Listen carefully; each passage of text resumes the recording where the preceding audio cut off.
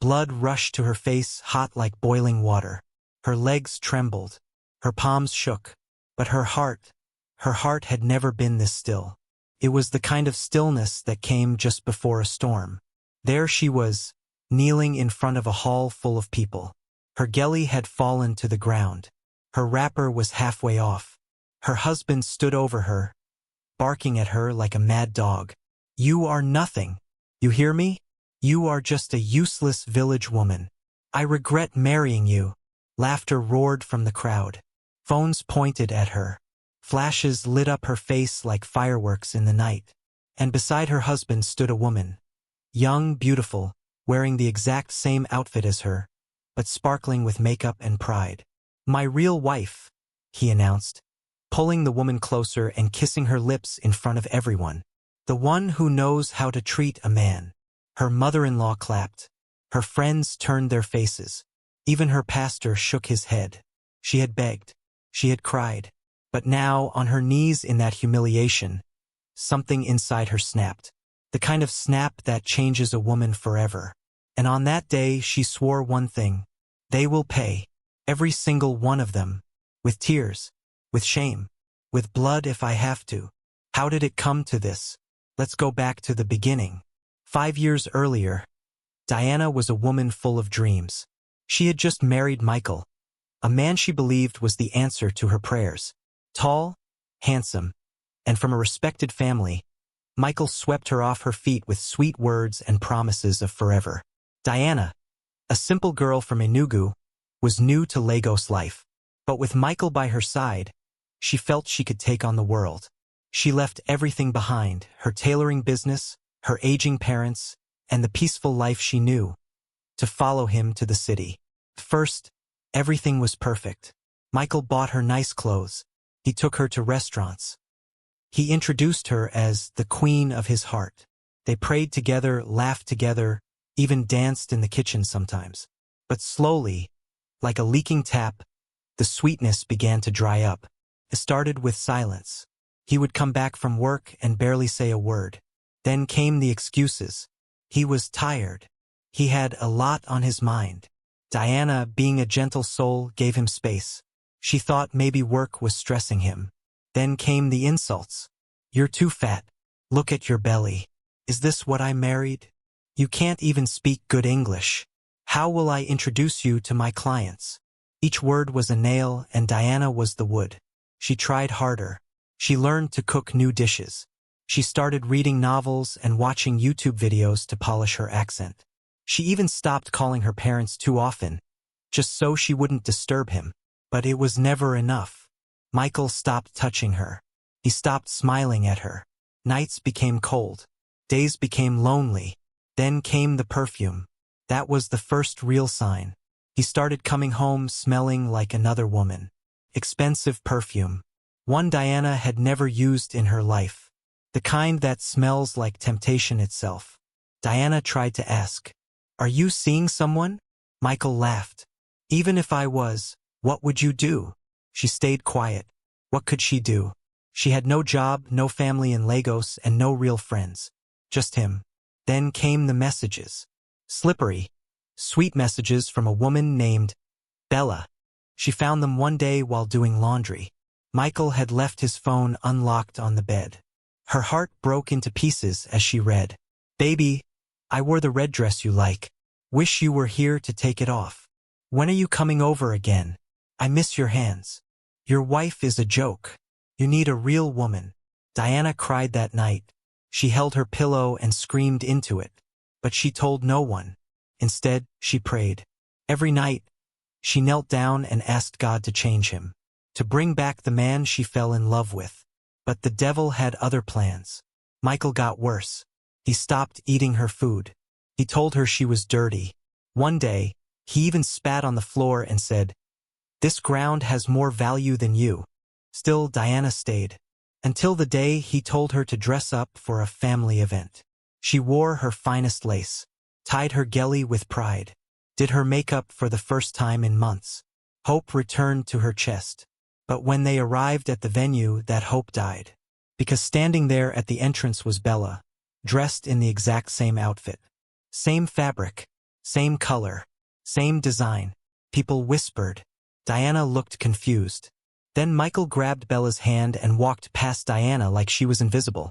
That was the day he introduced Bella as his real wife.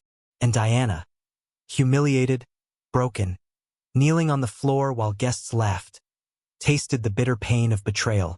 But even as the tears ran down her cheeks and the cameras clicked around her, she did not cry out. She did not fight. She simply looked up and smiled. Because in that moment, something inside her came alive. A fire. Plan. A dangerous, beautiful plan. And it would begin that night. The night she walked away from Michael. But not before she took something from him.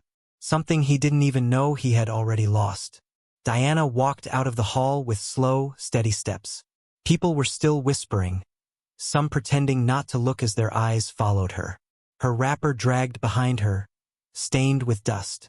Her gelly lay forgotten inside the hall where her shame had been filmed, posted, and probably already gone viral. But she didn't look back. She didn't cry. Not anymore. She walked to the road, barefoot. Her shoes left under the table where she had waited for food that never came. The Lagos night air was thick, but it didn't touch her. She was boiling inside. Her fingers were tight around her small purse. Her heart beat hard, not from pain but from something else. Plan. She entered a Kiki Napep, gave the driver her old address in Mushin, and sat back, silent. As they rode through the bumpy road, her mind replayed everything. The fake smiles. The stares. Her mother-in-law clapping like it was a party. Bella sitting with crossed legs and mocking eyes. And Michael. He used to beg her just to smile at him. Now he threw her away like a piece of rubbish. But rubbish can become fire. When the Kiki dropped her, she stood in front of a rusty iron gate. She hadn't been here in over 4 years. Her old friend from Enugu, Evelyn, now lived there with her aunt. Diana had cut her off when Michael said she was a bad influence.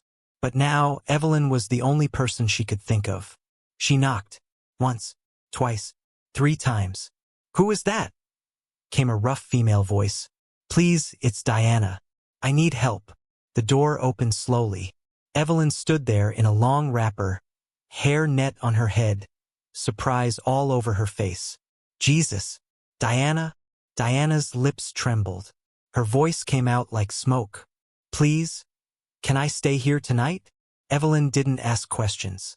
She pulled her in and locked the door behind them. Later that night, after bathing and eating something small, Diana finally broke the silence. "I want to destroy him." Evelyn blinked. "Destroy who?" "Michael. Him. His new wife. Everyone who laughed at me today." Evelyn sat back slowly. "What happened?" And so, Diana told her everything. From the loneliness to the cheating. From the insults to the matching outfit. From the public shame to the secret messages. And finally, the ultimate betrayal. Being called useless in front of 100 people. When she finished, Evelyn didn't speak for a long time. Then she said one word. "Good." Diana blinked. "Good." "Yes," Evelyn said. "Good that it happened. Because now you see the truth." Diana nodded slowly. "So, what's the plan?" Evelyn asked. "I don't know yet," Diana replied. "But I want to rise again. I want to become someone so powerful, so unstoppable, that they will choke on their pride when they see me." Evelyn smiled. "Then let's start tomorrow." The next morning, Diana did something she hadn't done in years. She prayed.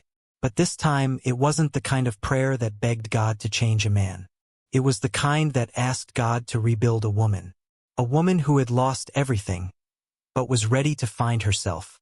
After that, she and Evelyn sat together to write down goals. Step 1, get a job. Diana had no CV, no recent experience. But she was a skilled tailor. Back home, she used to sew for half the village. Her hands could create magic with needle and thread. But she had packed it all away to be a wife. Evelyn helped her borrow a sewing machine from a neighbor. They started by sewing for people in the compound. Then neighbors. Then friends of neighbors. Word spread fast. In 2 weeks, Diana had made enough money to buy her own fabric. In 1 month, she had her own corner in the market. And in 3 months, her designs were trending on Instagram. She called her new brand Firestitch because it came from fire, and it would stitch every broken part of her life back together. But success wasn't smooth. There were days she cried at night, exhausted and overwhelmed. There were days customers insulted her work. There were nights Evelyn would hold her while she sobbed, remembering the day she was humiliated. But Diana kept going. She started learning online marketing, watching videos on business growth, reading books on mindset and wealth. Slowly, her pain turned into power, her fear turned into boldness, and her silence turned into strategy. One day, while scrolling on her business page, she saw a message. It was from Michael. "Hi Diana. Long time. I saw your designs on a client. You've really grown. Can we talk?" Diana's heart paused, but she didn't reply. She screenshotted the message and sent it to Evelyn. "Don't answer him," Evelyn said. "I won't," Diana replied. "But he'll hear from me soon. Just not in the way he thinks." Because Diana had a bigger plan now. She wasn't going to just succeed. She was going to succeed in front of them. But first, she needed to do one thing: go back to her parents in Enugu. She hadn't seen them since she got married. They needed to know the truth. And she needed their blessing before she took the next step. She packed a small bag and boarded a night bus. The journey was long, the road rough, but her heart was ready. When she arrived at her father's house, it was still dark. She knocked quietly. Her mother opened the door. She gasped, "Diana!" Diana fell into her arms. "I'm home, Mama." They cried together. Her father came out, confused. "What's going on?" "She's back," her mother whispered. "Our daughter is back." They sat together and Diana told them everything. Her father, a strong man who rarely showed emotion, had tears in his eyes. "That boy will suffer." "No," Diana said softly. "I don't want him to suffer. I want him to watch." Her mother nodded. "And we will pray for you. You're not alone." That night, Diana slept in her childhood room. The smell of home wrapped around her like a warm cloth. But in the morning, she woke up to a phone call. It was Evelyn. "Diana, someone came to your shop last night." "Who?" "Michael's new wife, Bella." Diana sat up. "What?" She was shouting, causing a scene, saying you're trying to seduce her husband. Diana's blood froze. "But that's not all," Evelyn continued. "She said something that doesn't make sense." "What?" She said, "She's pregnant. And Michael said the baby might be yours." "Mine?" Diana's voice shook. "Yes, something is not right. You need to come back now." Diana gripped the phone tight. Everything had just changed. The revenge had begun, and so had the war. Diana sat frozen on the edge of her childhood bed, phone still in her hand. Her mother was outside frying akara, birds chirping peacefully in the morning air. But inside her head, it was chaos. Bella, pregnant. Michael saying the baby might be hers? What kind of madness is this? Diana whispered, staring at the peeling paint on her bedroom wall. Her heart pounded, but not with fear, with fury. She stood up quickly, her wrapper falling off her waist. She picked it up with trembling hands and tied it tightly. This wasn't just drama anymore. This was war, and she needed to return to Lagos. Now, she ran outside. "Mama, Papa, I need to go." "So soon?" her mother asked, wiping flour off her hands. "You just got here." "I know, Mama. But something urgent has come up at my shop." Her father looked at her carefully. "Is it that boy again?" "No," she lied. "This is business." They didn't press. They only hugged her, prayed for her journey, and gave her a small bag of roasted groundnuts to take along. Before noon, she was back on the road to Lagos, her mind racing. When she got back to Mushin, Evelyn was waiting at the junction, face tight with tension. "You won't believe what happened," Evelyn said, walking fast beside her as they headed home. "She came to the market like a mad woman, screaming your name, saying you're using jazz to call her husband back." Diana stopped walking. "What?" "Wait!" Evelyn raised her hand. That's not the worst part. She opened her phone and showed Diana a video. It was shaky, but clear enough. Bella was in front of Diana's shop, holding her stomach, crying. You will never have peace, Diana. This baby is mine and Michael's, but he says it may be yours. You're using something on him. You think you've won? Just wait. People were watching. Some were laughing. Some were recording. Diana's eyes turned red. She brought this to my door? Evelyn nodded.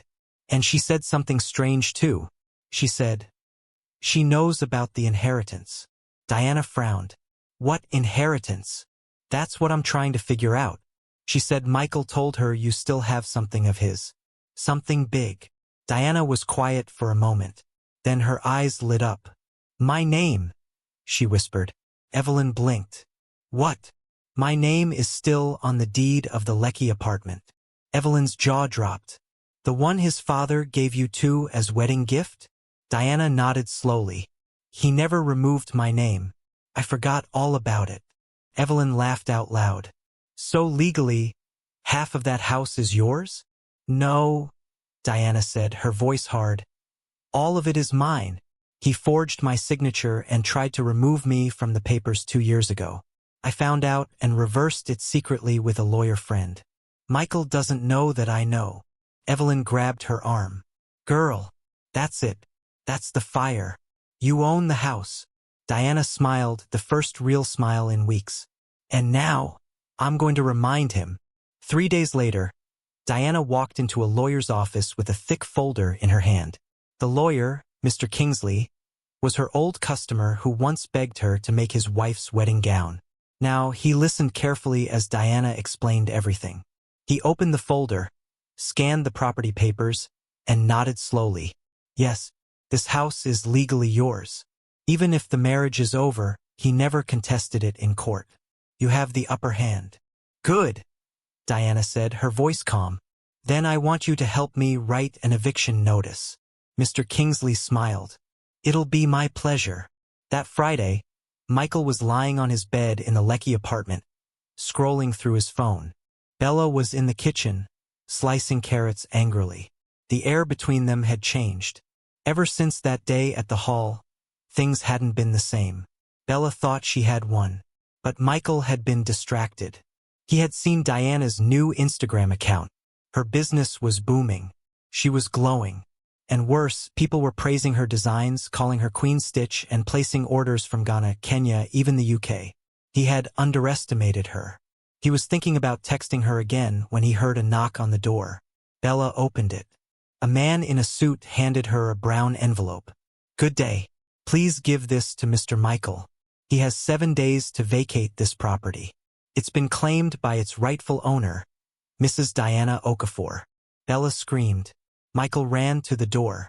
When he saw the notice, his hands started shaking. What kind of rubbish is this? Bella waved the paper in his face.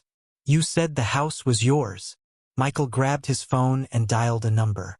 Diana picked up after 3 rings. Hello, Michael, she said sweetly. You think this is funny? You want to throw me out of my own house. Oh, you mean my house? Diana replied. The one I paid lawyer fees to keep after you tried to remove my name with fake papers? That house. You're a witch, he hissed. Diana laughed. No, Michael. I'm a woman you shouldn't have underestimated. 7 days, or you'll be thrown out by police. With your mistress and her lies. She hung up. Then she blocked his number. That night, Diana sat on the balcony of her shop, sipping cold malt. Evelyn sat beside her, shaking her head. You're a queen. No, Diana replied. I'm just getting started. Do you think Bella is really pregnant? Evelyn asked. Diana shrugged. I don't know. But if she is, good luck to her. What if it's not Michael's baby? Diana looked out into the street and smiled. Then they both deserve each other. But while Diana celebrated, something was boiling on the other side. Bella was not calm. She wasn't crying anymore. She was planning. Because that night she made a call to someone. Hello, Tund? Yes, it's me. I need a favor. I want you to ruin someone. A woman. Her name is Diana. Tund, her cousin, was a known troublemaker in Festac. He had been in and out of jail, but he knew how to cause pain. Real pain. And Bella? Bella was angry, humiliated, losing her grip on Michael. And Diana had everything now. She wanted her gone. Scare her, she said into the phone. Hurt her shop. Do anything. Just make her beg. Tund laughed on the other end. No problem. Consider it done. For days later, Diana was locking up her shop around 8 p.m. The street was quiet. Evelyn had gone to buy suya, and Diana was alone. As she bent down to pick her bag, a black Kiki stopped in front of the shop. 3 men jumped out. Before she could scream, they grabbed her. A blow landed on her cheek. One grabbed her hair. Another kicked her legs. They dragged her towards the Kiki. But Diana fought. She screamed. She kicked. She bit someone's hand. A neighbor saw and started shouting. Thieves! Thieves! Oh! People ran out. The men dropped her and jumped into the Kiki, zooming off. Diana lay on the ground, blood trickling from her lip, her wrapper torn. Evelyn came running, screaming her name. Someone called the police. Someone else helped her up. But Diana was shaking, not with fear, but with rage. Because now she knew something important. They were scared of her, and scared people make foolish moves. She was about to fight back with fire. And this time she wasn't just going for revenge. She was going for power. Diana sat on a hospital bed with a cut on her lip and bruises on her arms. Her head ached, not just from the pain, but from the fire boiling inside her. Evelyn sat beside her, eyes red from crying. I should never have let you lock the shop alone, Evelyn whispered. No, Diana said, voice hoarse. It's not your fault. This is war. They came for me. Now I'm coming for them. A police officer came into the room, holding a small notepad. He had just finished taking her statement. Madam, we're still investigating. Do you have any suspects? Diana looked him dead in the eye. Yes, Bella. The officer frowned. Do you have any proof? No, Diana said. But I will. After he left, Evelyn leaned forward. What are you thinking? Diana narrowed her eyes. I'm going to break her, but not with fists, with truth, and with power. It's time we hit back. 2 weeks passed. Diana healed slowly, her face still showing faint scars. But she didn't hide. In fact, she showed up at her shop the next day with a new signboard that read, "This business was built from fire welcome to fire stitch." The street cheered her on. Word had spread about the attack. Neighbors who once gossiped about her now stood by her. Evelyn posted pictures of her in the shop, her scars visible, her smile proud. #survivor. #queen of comeback. The internet picked it up. Diana's page exploded. Orders doubled. And in that chaos, Bella made her mistake. She posted a video on Instagram trying to shade Diana. In it, Bella sat in a flashy car and said, "You may be loud, but real queens don't scream. They win in silence. Enjoy your small sewing shop, darling. We're on a different level." Diana watched it and smiled. "Thank you, Bella," she said to her phone, "for giving me what I needed." Because Bella had forgotten something. Social media never forgets. And people love a good fight. Diana posted her own video that same night. No words, just a photo slideshow of her bruises, her sewing machine, her new clients, and her original wedding photo with Michael. His face blurred out. The caption read, "They broke me, but God rebuilt me stronger. And I'm not done." The post went viral. Within 24 hours, major fashion pages picked it up. She was invited for a radio interview. A famous actress reached out for a custom dress. Bella tried to fight back with another video, but it flopped. She was losing the public. And worse, Michael was now silent. He had been kicked out of the Lecky apartment. Rumor had it he was staying in a hotel. But Diana wasn't done. She was going after the one thing Bella loved more than anything, her reputation. Evelyn pulled out a bottle of Coke and 2 glasses. "You're about to tell me something crazy," she said. Diana smiled. I found Bella's weakness. Money? No. Her past. Evelyn leaned forward. Spill. I got a call from someone in Benin, one of her old classmates.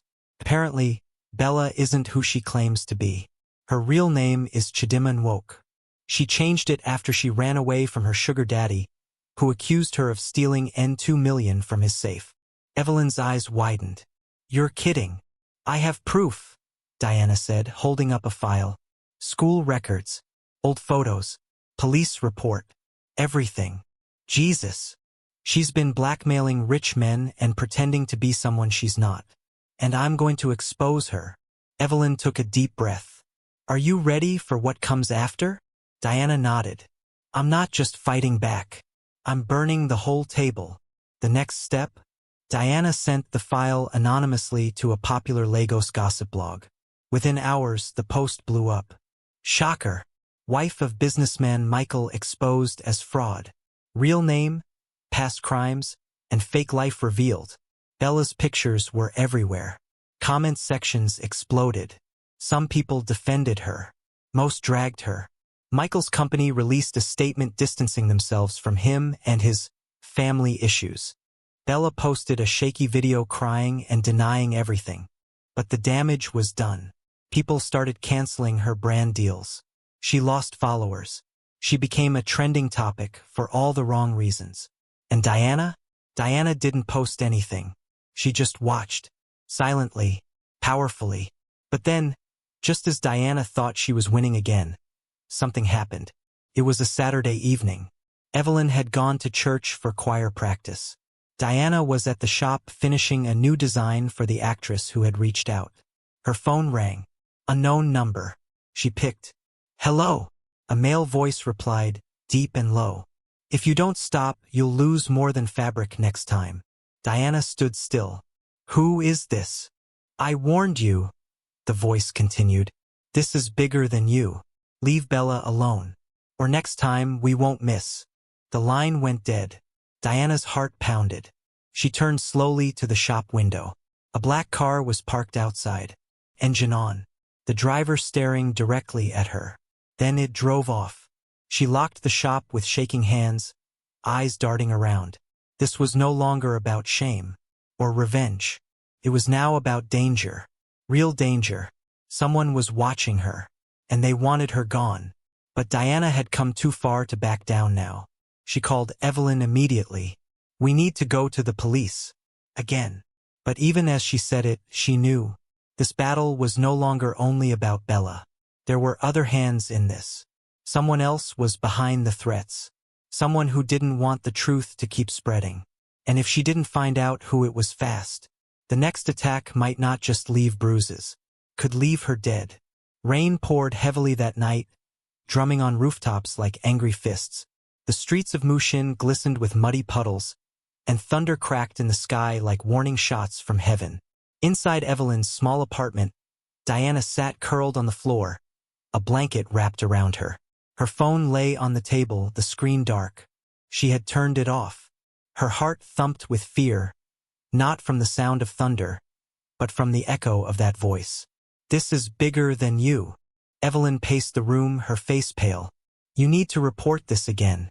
This isn't small anymore. This isn't just jealousy or heartbreak.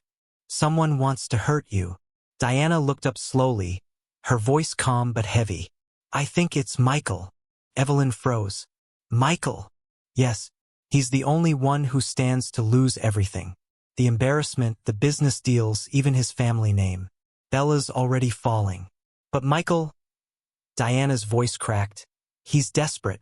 Evelyn sat beside her. What if we go quiet for a while? Let things die down a bit. We can regroup later. No, Diana interrupted. If I go quiet, I look weak. I've come too far to crawl back into the dark. Evelyn nodded. Then we fight smart. Diana looked into the rain. Then we find out exactly who that man on the phone was, and who sent him. The next morning, Diana walked into the local police station with Evelyn by her side. They met with Officer Uche, a young but sharp inspector who had been assigned to her case before. He listened carefully, took notes, and asked the right questions. "Do you have the number that called you?" he asked. "Yes," Diana said, handing over her call log. He took it, scribbled something, and stood. "Give me 48 hours. I'll get back to you." Back in the shop, Diana forced herself to focus. Orders were still pouring in. Clients were still calling. But the joy she once felt had dulled. Still she smiled. Still she worked. Because she knew something now: success was the best form of punishment. Every stitch she made was another slap to Michael. Every dress she finished was a crown on her own head. She had a photo shoot that week for her upcoming clothing line, Ashes to Glory. She designed each outfit with power in mind. Long flowing gowns that screamed royalty, pantsuits with lion-embroidered buttons, and headpieces made of layered fabric shaped like flames. At the shoot, the photographer looked at her through the lens and whispered, "You don't even look like the same woman from those viral pictures." Diana smiled. "That's because I'm not." Later that night, while going through comments on the new photos, Diana's phone buzzed. It was Officer Uche. "I traced the number," he said quickly. "It belongs to a burner phone, no identity linked. But we did one better." Diana sat up straight. "What do you mean?" "We checked nearby CCTV footage from the ATM across your shop. That car that parked outside. We got the plate number." Diana held her breath. "And it's registered to someone named Chief Ben Okoye." Diana blinked. "That name sounds familiar," Officer Uche continued. "He's a major stakeholder in Michael's company. In fact, he's also Bella's godfather." Diana's mouth fell open. "Godfather?" "Yes," Uche said. "I think this is bigger than a love triangle. You've stepped on something dangerous." Diana was silent for a moment. Then she spoke. "I want protection. You'll get it. I'll assign an officer to your shop and house." "Thank you," she whispered. She hung up and turned to Evelyn. "Bella isn't the snake," she said. "She's just the tail. The real snake is hiding in the grass." The next few days passed quietly. Too quietly. Michael didn't call. Bella didn't post. The blogs moved on to other drama. It was like the storm had passed. But Diana knew better. Storms don't pass. They hide. And when they return, they destroy. So she moved silently. She hired a private investigator. His name was Deo. Ex-military. Clean-cut. Quiet eyes. He didn't smile much, but he got results. "I need everything you can find on Chief Ben Okoye," she told him. "Bank accounts, deals, secrets, anything." Deo nodded. "Give me 1 week." On the 6th day, Evelyn was sweeping the shop front when she noticed something strange. An envelope had been slid under the door. She picked it up, opened it, and screamed. Diana ran out. "What happened?" Evelyn's hands shook as she handed her the paper. It was a printed picture of Diana, sleeping, in her bed. The photo was taken from outside her window.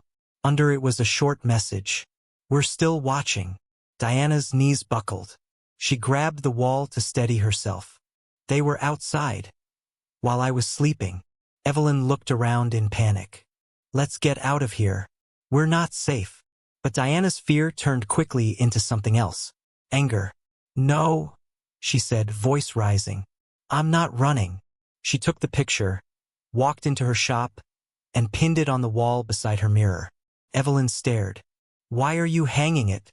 Diana's voice was steady. "Because every time I look at it, I want to remember that fear will not rule me." She picked up her phone and called Deo.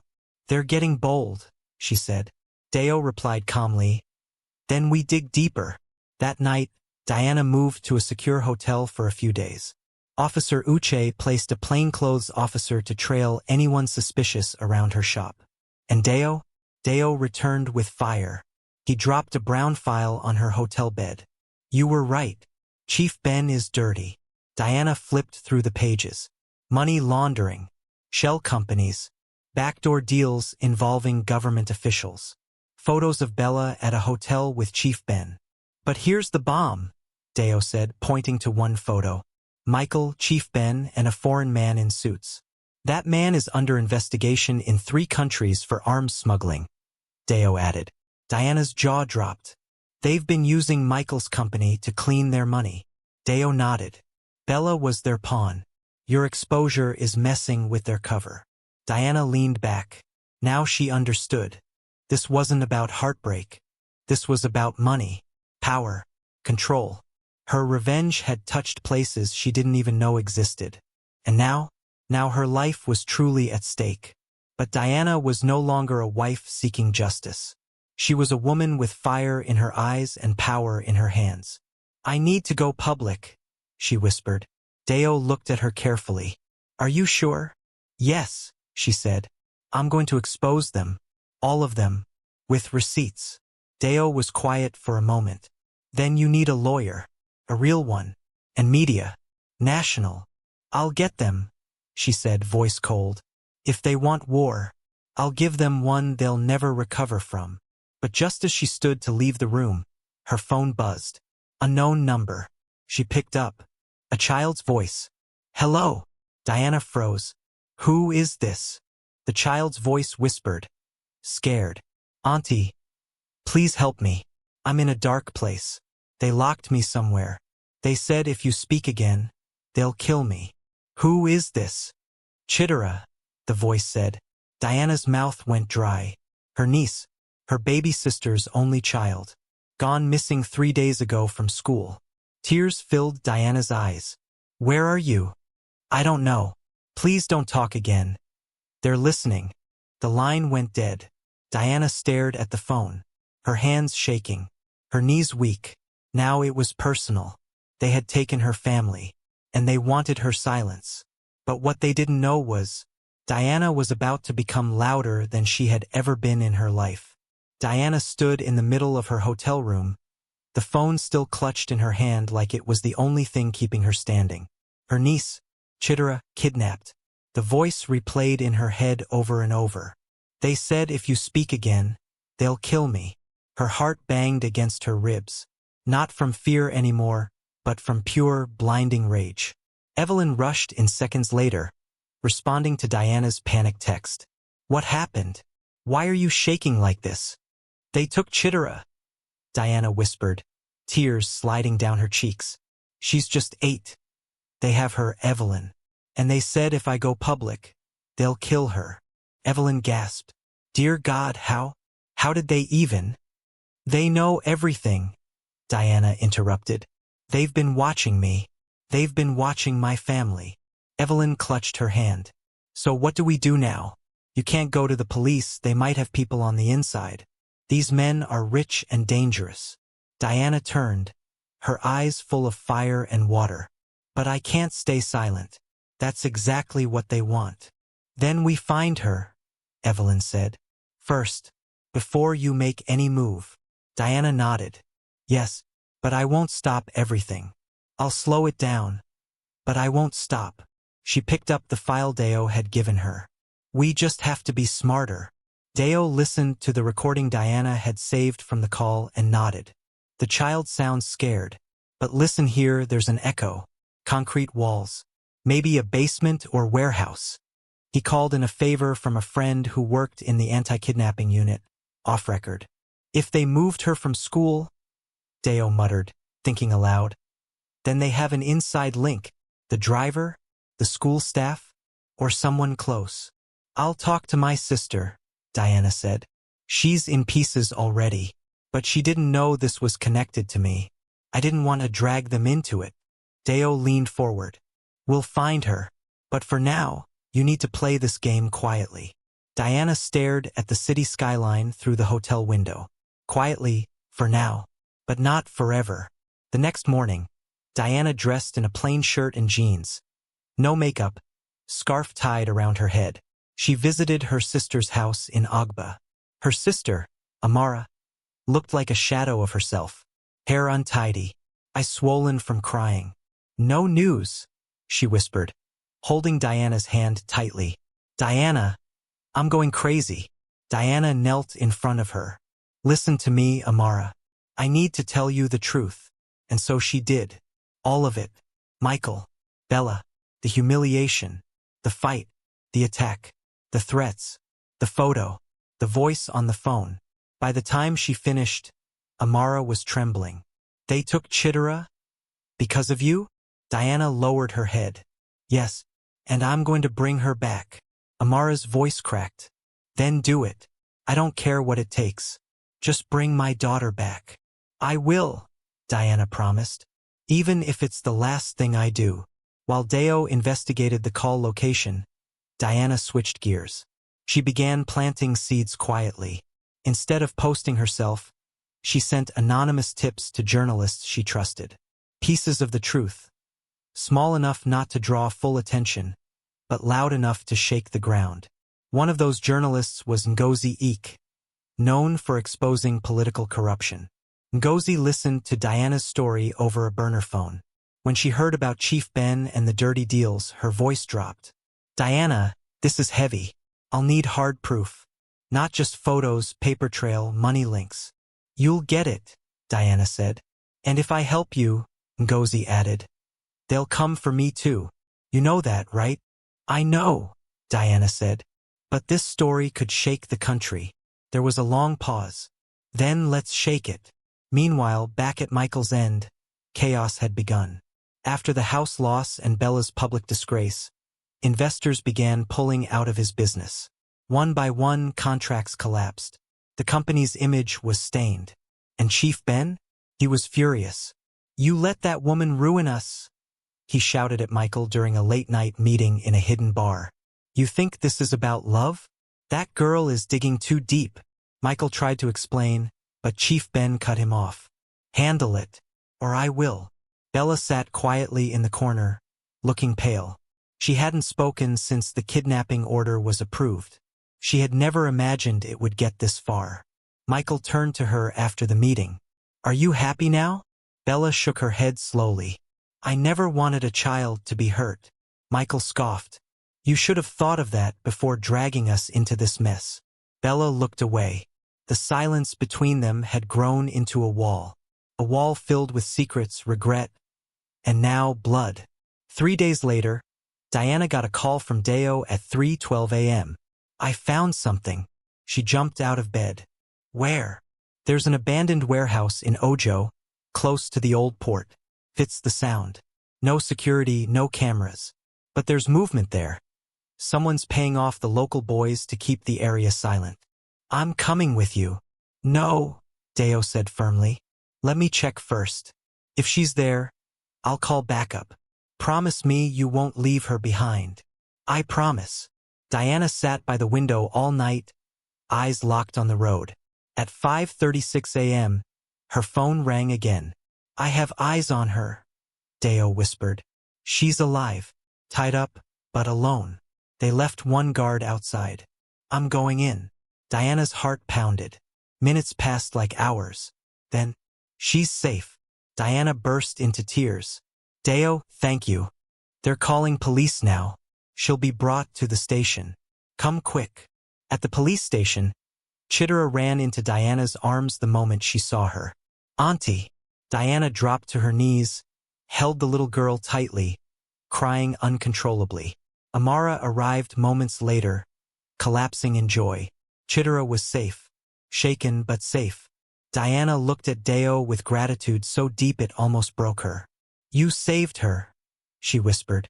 Deo nodded. Now it's your turn. Diana stood, wiping her tears. You want proof, Ngozi? She said under her breath. You'll get it. Over the next week, Diana moved like a shadow.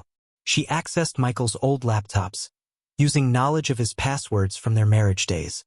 Emails, transaction records, fake company names, hidden transfers. She collected everything. She met with Ngozi in secret. They planned the release, timed, backed up, and distributed across platforms in case anything happened to her. On a Sunday morning, the story dropped. Billion Naira corruption ring exposed. From fashion fraud to arms smuggling. Named names. Showed faces. Revealed bank accounts. Bella. Michael. Chief Ben. Even 2 senators. Within hours, DSS officials stormed Michael's office. Bella's passport was seized. Chief Ben's mansion was raided. Social media exploded. Hashtag Diana the Phoenix trended for 3 straight days. People called her the woman who refused to stay silent. TV stations begged for interviews. One politician tweeted, "This woman has more courage than the whole National Assembly." And Diana? She stood tall, no longer hiding, no longer afraid. She had survived humiliation. She had risen from betrayal. She had protected her family. And now she had brought giants to their knees. But just as she took a deep breath of freedom, Deo walked into her shop, face grim. "What is it?" Diana asked. "They arrested Bella," he said. "Good. And Michael. Even better. But Chief Ben." Deo shook his head. "He's missing." Diana blinked. "What do you mean, missing?" "Gone. Left the country the night before the story broke. Someone tipped him off." Diana's hands dropped to her side. "And now," Deo looked her dead in the eye, "now he wants revenge." It was 3 days after the exposé went viral, and Lagos had not stopped buzzing. Everyone was talking about Diana Okafor, the tailor who had taken down giants.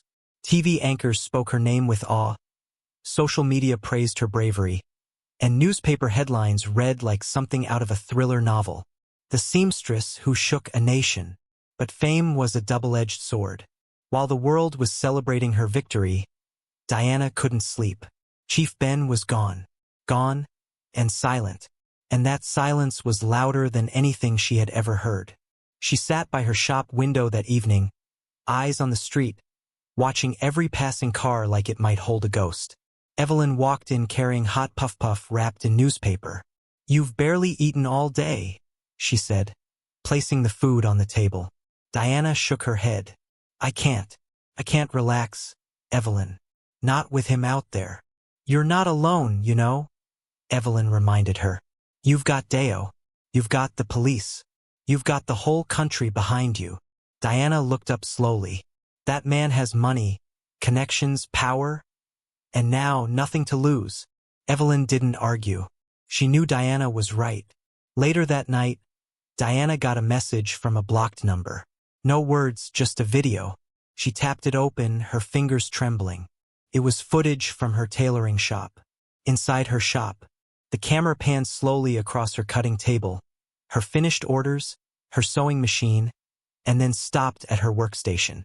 A hand, covered in black gloves, reached into her drawer and pulled out her sketchbook, her most personal work. Then the video ended. Diana dropped the phone. Someone had broken into her shop, and they had taken her designs. Evelyn walked in and saw her frozen. "What's wrong?" Diana showed her the video. Evelyn's mouth fell open. "He's back." Diana nodded slowly. "He wants to break me from the inside now." "But how did he even get in?" Evelyn whispered. "I changed the locks last week," Diana replied. "This was planned." He knew exactly what to touch. The next morning, Diana, Deo, and Officer Uche returned to the shop. There were no signs of forced entry. "He had a key," Deo concluded, "or someone gave him access." Officer Uche searched the area, interviewed neighbors, but no one saw anything. "No guards at night?" he asked. Diana shook her head. "I trusted this area. I never thought." Officer Uche placed a firm hand on her shoulder. "We'll track him. If he's still in the country, we'll find him." But something didn't sit right with Diana. It wasn't just the designs that were gone. Her original sketch for the Ashes to Glory line, the one she had planned to debut in her own fashion show next month, was gone too. "He's not just trying to scare me," she said. "He's trying to erase me." Later that week, Diana received an invitation to a high-profile fashion competition, the Crowned Needle Awards. It was a dream event, national broadcast, international buyers. The winner would walk away with N10 million and a brand deal with a Paris-based company. Diana had been selected as a finalist. She was stunned. "How? The fashion world is watching you," Evelyn said proudly. "You're not just trending anymore. You're leading." But just as they were celebrating, Deo walked in with urgent news. "I found something." He placed a tablet on the table and played a video. It was a promo ad for the Crowned Needle Awards. Diana watched it, then gasped. There, halfway through the clip, was a model wearing a design Diana had drawn last month. A design that had been in her stolen sketchbook. The name beside the design? Chibel Creations. Evelyn squinted. That name sounds familiar. Diana's face went pale. That's Bella. She entered the competition? Evelyn asked in disbelief. But she's in police custody. Deo tapped the screen. She's out. Released on bail. Chief Ben posted it 2 days ago. Through a proxy. Diana clenched her fists. She's using my designs to compete against me? And if she wins, Deo added, she'll claim you stole from her. Diana stood up so fast her chair fell. Then I need to create a new line. Something completely different. Something bolder. Something they can't steal because I won't even draw it down. But the show is in 10 days, Evelyn said, panicking. You can't. I can, Diana cut in. I will. Those 10 days were fire and storm. Diana didn't sleep more than 3 hours each night. She didn't sketch. She created directly on fabric. No paper. No trace. She worked in a private studio Deo helped her secure, with security cameras and guards posted 24/7. Each piece she made came from her pain, her victory, her scars. There was a gown made from layers of black, red, and gold silk, representing death, fire, and rebirth. A 2-piece suit with phoenix wings stitched into the back. And a dramatic final dress, made entirely of broken glass stitched onto mesh, reflecting light and cutting like truth. It's dangerous, Evelyn said, touching the shards carefully. So is my story, Diana replied. The day of the Crowned Needle Awards came like thunder. The hall was packed with industry giants, cameras, journalists, designers from all over Africa. Diana wore a bold red blazer and black trousers, her face bare except for red lipstick. She walked in with Evelyn on one side, Deo on the other. Bella was already there, dressed in gold, fake smile plastered on her face. They locked eyes. Bella smirked. Diana didn't blink. The show began. One by one, designers sent their pieces down the runway.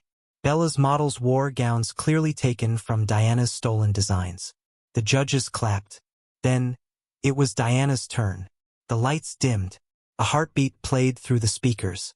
Then, flames lit up the edge of the stage, and her models walked out. One by one, they brought the story to life. Pain, shame, rise, power, redemption. The final model stepped out wearing the glass gown. The crowd gasped. Phones flashed. One judge stood up, clapping. By the time the lights came on, the whole hall was on its feet. Even Bella looked shaken.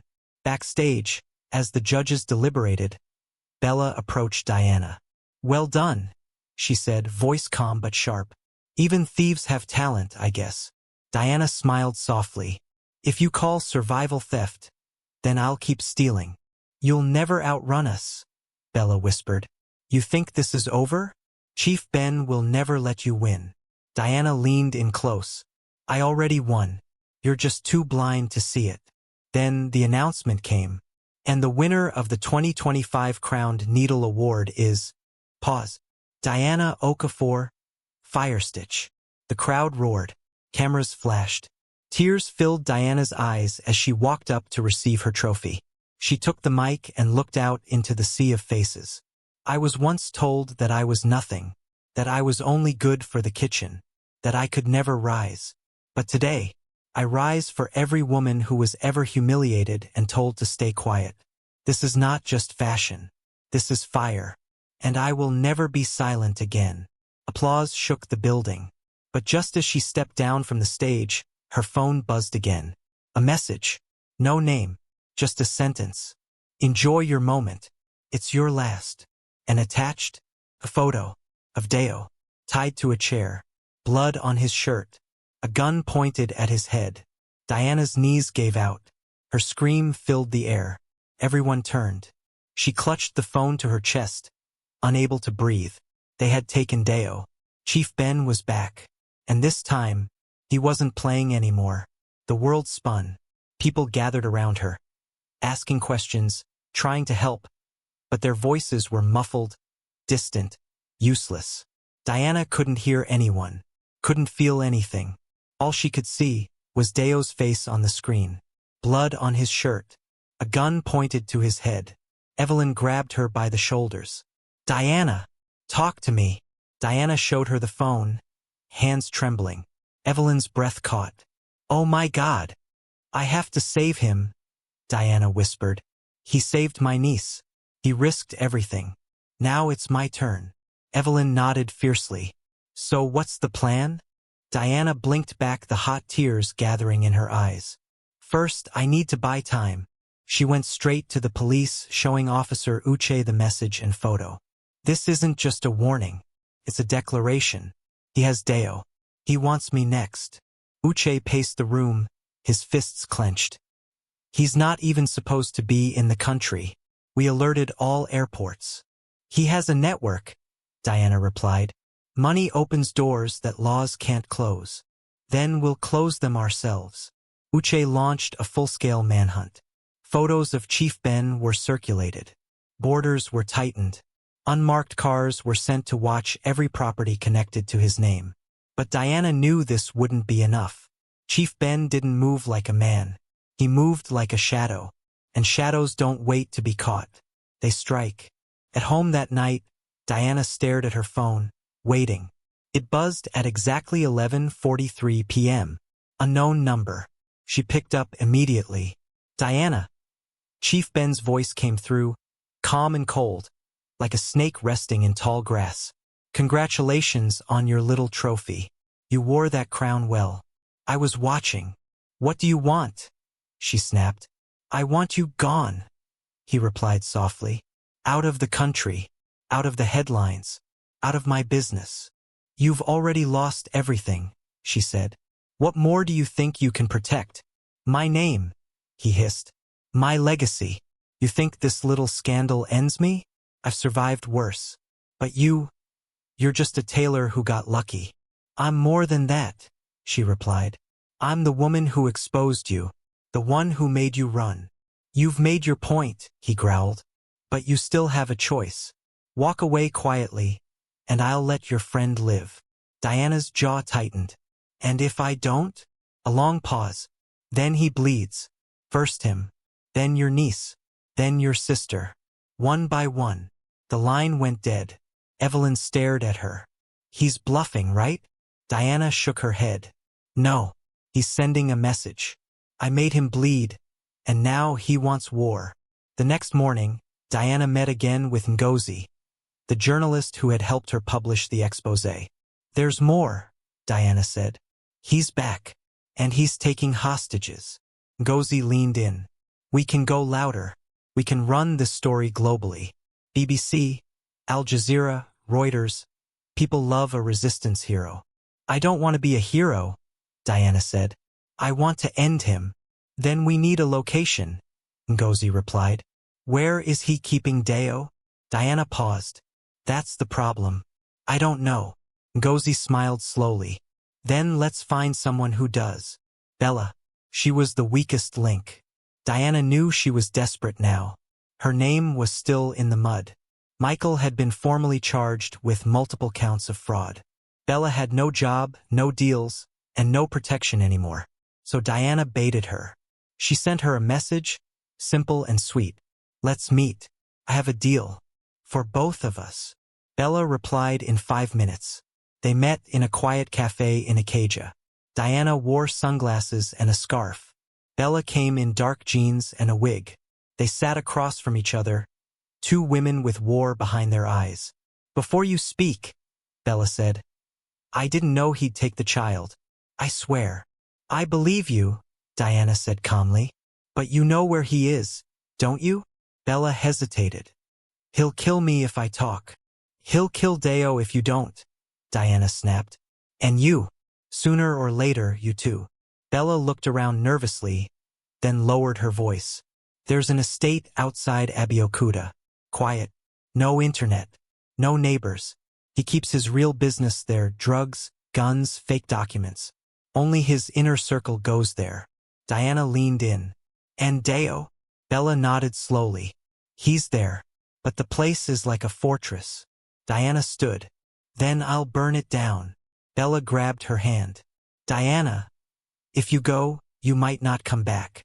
Diana looked her dead in the eyes. Then I'll go out in flames.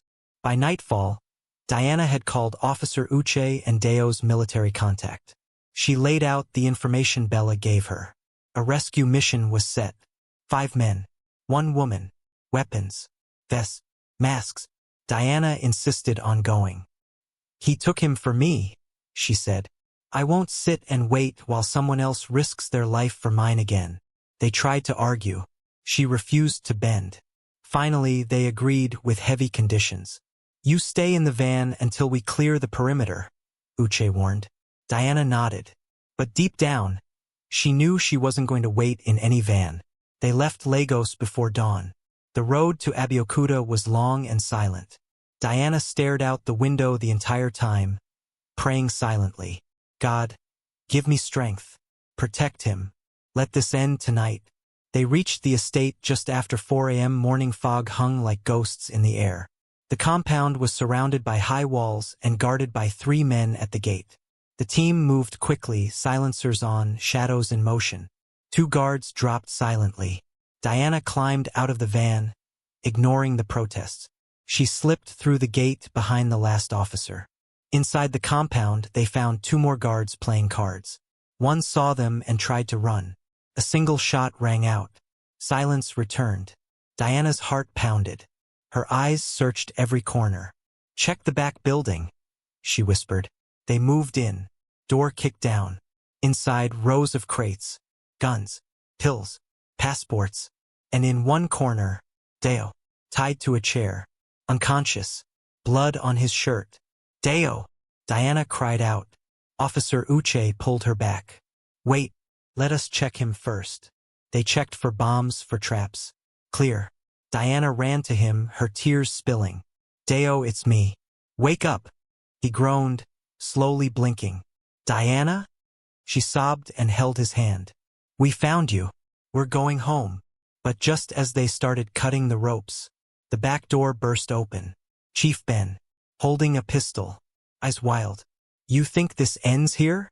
The officers turned and aimed. But Chief Ben didn't aim at them. He pointed the gun at Diana. She froze. Step away, Uche shouted. Ben's hands trembled. She ruined everything. Everything. Drop it! Another officer yelled. Ben looked at Diana, like a man drowning in fire. You turned my empire to ashes. And then he pulled the trigger. But before the bullet could fly, a shot rang from behind him. Ben jerked. Blood burst from his chest. He fell. Behind him, Bella, holding a gun, hands shaking. I told you, she whispered. You'll never outrun your lies. She dropped the gun and walked away. Hours later, back in Lagos, Diana stood outside the hospital as Deo was treated. She looked up at the sky, morning sun breaking through gray clouds. It was over. The battle, the fear, the chase. She had been humiliated, betrayed, attacked, burned. But now, she had survived it all. And there was only one thing left to do: rebuild. 2 months later, Lagos was alive with celebration. Billboards across the city showed a woman standing tall in a gown that shimmered like sunlight on water. Bold letters read, "From Fire to Fame, the Diana Okafor story." Documentaries were in production. Her clothing line Ashes to Glory had launched globally. Paris, Dubai, Johannesburg, Accra, New York. She had gone from a woman crying on a cold Lagos floor to a fashion icon being interviewed by international media. But none of that compared to the peace she now felt. Real peace. Not silence pretending to be calm, but peace that came from survival, from justice, from standing on the ashes of her past, and still rising. That morning, Diana sat at the balcony of her newly purchased home in Lekki, one paid for by her own hands. Evelyn walked out with 2 mugs of steaming tea, humming one of her favorite gospel songs. Madam Global, she teased, the queen of headlines. Are you breathing at all today? Diana smiled, taking her cup. I'm finally breathing, Ev. Like I'm really alive. You deserve it, Evelyn said. And so does Deo. Diana's smile widened.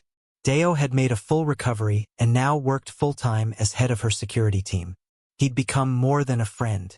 He was her shield, her calm, her strength. But even now, in the peace, Diana knew. Scars didn't disappear. They faded. They became part of the fabric of your story. Later that day, Diana walked into her new Firestitch headquarters. A sleek, two-story building on Victoria Island with glass doors and gold signage. Her staff stood at attention, clapping as she entered. "Madam CEO," someone shouted. "We hail." She laughed, cheeks glowing. She passed through the rows of designers and assistants, entering her office where a surprise bouquet of sunflowers sat on the desk. A small card read, "You stitched more than clothes. You stitched hope." Anonymous. She smiled, but deep down she had a feeling who sent it. Michael.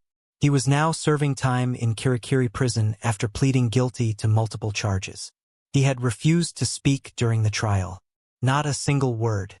But the look in his eyes when they led him away? Regret. And not for what he did to her, but for losing someone he never deserved. Bella, surprisingly, had disappeared from the public eye. After testifying in court, she moved abroad, quietly, to start over. Diana never heard from her again. She didn't need to. Some stories are better left closed. The next week, Diana was invited to speak at a women's conference.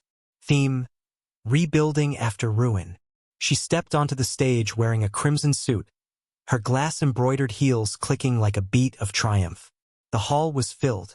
Women of all ages. Students. Mothers. Widows. Survivors. The applause was thunder. Diana took the mic and looked out at them. "When I was on my knees, humiliated in front of strangers, I thought it was the end of my story. I thought that shame would bury me. But I learned something. Shame isn't the end. It's the beginning of a choice. Will you stay down? Or will you rise? Will you let what broke you define you? Or will you use it to rebuild a version of you that even you didn't know was possible?" The crowd was silent. Then a single clap. Then two. Then the room exploded with cheers. Some cried. Some stood. Some just whispered, "Thank you." Diana wiped her eyes. This wasn't revenge anymore. It was revival. Backstage, she found Deo waiting. He looked at her with admiration. "You made them feel something today." "I just told the truth," she said. "The truth is powerful," he replied. "And so are you." He held her hand gently. For the first time, there was no fear between them. No shadows. No secrets. Just healing. And maybe love. She smiled at him. "We've come a long way, haven't we?" He nodded. From fire to freedom. They walked out together into the evening breeze. But just before they entered the car, Diana's phone buzzed again. She frowned. Unknown number. She tapped. One sentence. "You think it's over. But I was never the only one watching." Attached was a CCTV still image. Diana and Deo, standing together, outside the hall, circled in red. Evelyn called from the car, "Diana, are you coming?" Diana stared at the message, her jaw tight, her hands clenched. The past wasn't done yet. There was one more snake in the grass. One more mask to pull off. She slid the phone into her bag, took a deep breath, and walked calmly to the car. Because now, she wasn't just ready. She was the storm. The soft hum of traffic echoed outside as the car moved through Victoria Island. But Diana wasn't listening.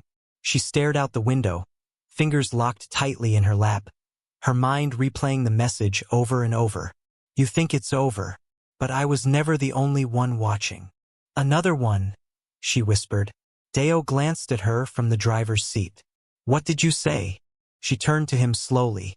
"There's someone else, still watching us, still in the shadows." He frowned. "Another message?" She nodded and handed him the phone. He read it in silence, jaw tightening. "We need to trace this number." "I already sent it to Officer Uche," she said. "I've learned my lesson. We don't wait. We act." Deo's eyes were on the road, but his voice dropped. "We need to be careful, Diana. We've hurt powerful people. And power always has a second head. She looked out the window again. Then let's cut that one off too. By the time they got home, Evelyn was pacing in the living room, holding her phone like it had just burned her fingers. "You saw the message?" she asked the moment Diana stepped inside. "Yes. There's more," Evelyn said. "Ngozi just called me. Someone tried to break into her office last night. Her hard drives were stolen. The ones with the evidence you gave her." Diana froze. "What?" "She's safe but scared. She said we're not dealing with just one person. There's a network." Deo took off his jacket, voice grim. "That makes sense. Chief Ben may have fallen, but his empire wasn't built alone. Someone's still holding the other end of the rope." Diana sat down slowly. "They want to erase the story. Erase me. Again. But it's too late for that," Evelyn said. "You're everywhere. You're untouchable." Diana shook her head. "No one's untouchable." A deep silence fell.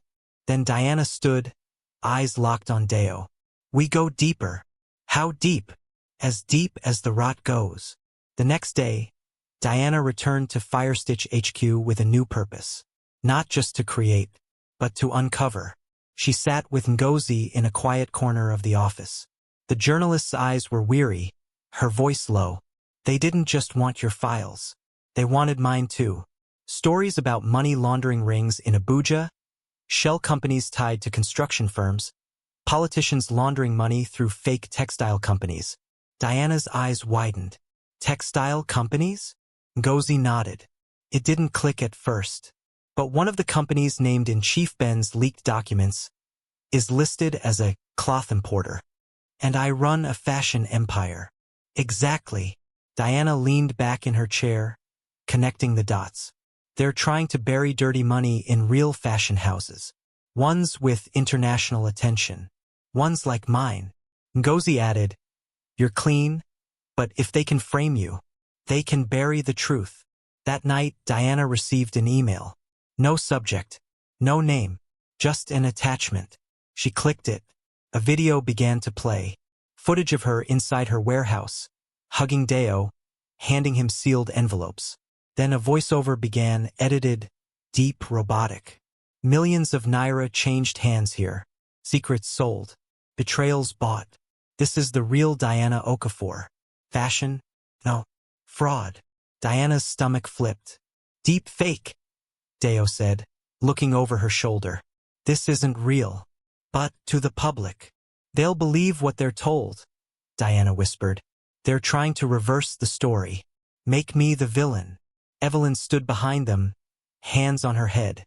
"This is war on another level." Deo's phone buzzed. A single message from Uche. "We traced the new number. Belongs to Honorable Philip Owolabi, former ally of Chief Ben. Suspected for corruption. Immunity expired 2 months ago." Diana stood slowly. "Then he's next." Philip Owolabi was a man with a clean suit and a dirty past. Former member of the House of Representatives, known publicly as a philanthropist. Quietly, the godfather of several laundering rings through NGOs and export companies. Diana knew taking him down wouldn't be easy, so she didn't aim at him. She aimed at his roots. Through social media, subtle exposure, and trusted whispers, she dropped pieces of the truth. Names, faces, receipts. Then she released a public video. No makeup, no edits, just her face. Calm, strong. "I am not perfect, but I am not afraid. My name is Diana Okafor, and I will not be silenced by cowards hiding behind old money and dying power. You tried to erase me. Now I will write you into the history books as the villains who failed." The video went viral. Again. Days later, Honorable Philip Owolabi was summoned by the EFCC. Ngozi ran the story. Diana was invited to speak at the Women for Justice International Forum in South Africa. Her fame reached new heights, but none of it distracted her from her core mission: to finish the fight. One evening, after returning from a press interview, Diana received a brown envelope at her gate. No name, just one sheet of paper inside. A list of 14 names. At the bottom, the full network. "They will come for you next. Be ready." Diana stared at it, heart racing. The war wasn't over. She had cut off the head of one snake, but a nest still waited. She looked up at the sky, the wind dancing through the trees. Then she whispered to herself, voice steady, "I'm not afraid of the dark anymore. I've lived there. Now, I own it." That weekend, she hosted an event. Not a fashion show, a movement, the Rebuild Her conference. Hundreds of women came, survivors, fighters, dreamers, women like her. She stepped onto the stage, her silhouette outlined by soft golden lights. "I was humiliated by my husband and his mistress," she said, voice ringing clear. "I was attacked, threatened, almost broken. But I came back, not just to win, but to build a platform where no woman stands alone again." The crowd roared. Some cried. Some lifted their hands in prayer. Some simply smiled because her story was theirs too. And Diana? She stood at the center of it all.